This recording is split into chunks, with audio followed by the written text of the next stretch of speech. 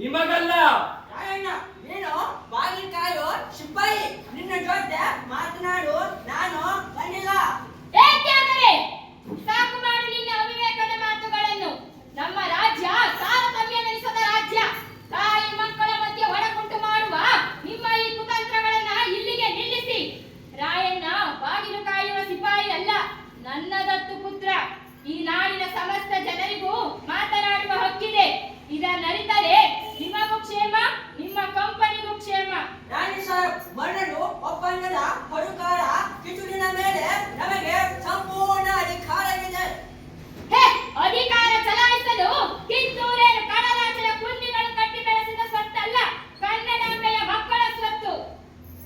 ರಾಣಿ ಸಾಹೇಬ್, ನೀವು ಚಿಮ್ಮದಂಡಿಗೆ ಚಲಾಟ ಆಡು ಚಿಡುವಿರಿ. ಸಿದುವತ್ತಿನ ಮೇಲೆ ಕುಳಿತು ಚಲಾಟ ಆಡು ಚಿರುವಿರಿ. ಇದರಿಂದ ಕಿಚುಡಿನ ಪ್ರಾಣಹಾನಿ ಮಾನಹಾನಿ ಆಗುವುದು ಖಂಡಿತ.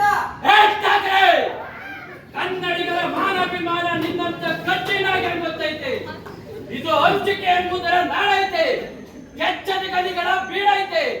ಕಿತ್ತೂರು ದೇಶಾಭಿಮಾನ ಸ್ವಾಭಿಮಾನದ ಗೂಡೈತೆ. ಇಂಥ ನಾಡ್ಗ ನೀನು ಜೀವಬಾಯಿ ತೋರಿಸ್ದೆ. ಬದುಕೋ ಆಸೆ ನಿನಗಿದ್ದಂಗಿಲ್ಲ, ನಿನ್ನ ನುಳ್ಸ ಆಸೆ ನನಗೂ ಇಲ್ಲ.